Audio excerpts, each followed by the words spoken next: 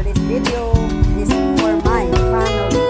Ito ang aking pamilya. Namumuhay ng mapayapa at masaya.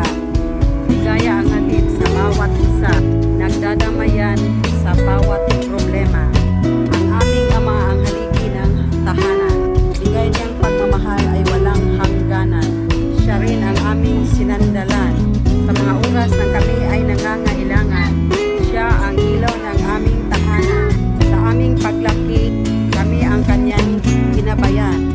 Minsan hindi kami pinabayaan. O mahal naming ina, kasiyahan lagi aming hatid. Kaligayahan na di halos mapatid-patid dahil sa pagmamahal na alay ni Itay at sa pag-aaruga ng aming nanay. Pakiwari ko di magkahiwa-hiwalay ang mabuhay kami na